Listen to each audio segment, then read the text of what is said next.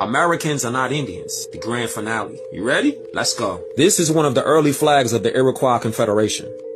Hold up. Run that back. This is one of the early flags of the Iroquois Confederation. Before it was converted into a symbol of hate and slavery. Did you hear that? Before it was converted into a symbol of hate and slavery. Meaning it didn't originate with Europeans. Yeah, I'm taking it there. The modern day Confederate flag was copied from the original Confederate flag because all they did was remove the battle cannon that was in the center of the flag. They removed the names of the so-called Indian tribes that was associated with the Southern flag or Confederate flag.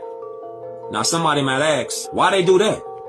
This was all done so that Europeans could steal this symbol away from the Moors and convert it into a symbol of hate and slavery so that Moors cannot associate themselves with it and their Southern heritage to the South. Yes, Moors owned the South because only so-called Indians had confederacies. Therefore, this flag could never possibly belong to Europeans from the South because Europeans did not have confederacies because only so-called Indians did. Wow. Time out. Let's jump in the time machine. This is an ancient sculpture in Mexico called Nayarit. Now look at this symbol on the chest.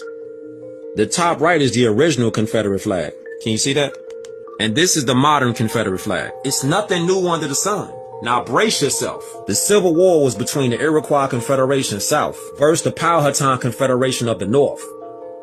Pause. So the Moors from Iroquois Confederation South was fighting against the Moors from the Powhatan Confederation of the North. The real Civil War was fought over land rights for mostly European slaves. You had more Europeans in slavery than so-called blacks in the South because Moors owned the South. The real Cherokee Nation was infiltrated by Europeans and Mongols. The dark copper-colored indigenous people of the tribe were reclassified as free men and were discriminated against. Most were kicked off the land. So keep in mind, Moors from the North was fighting against Moors from the South.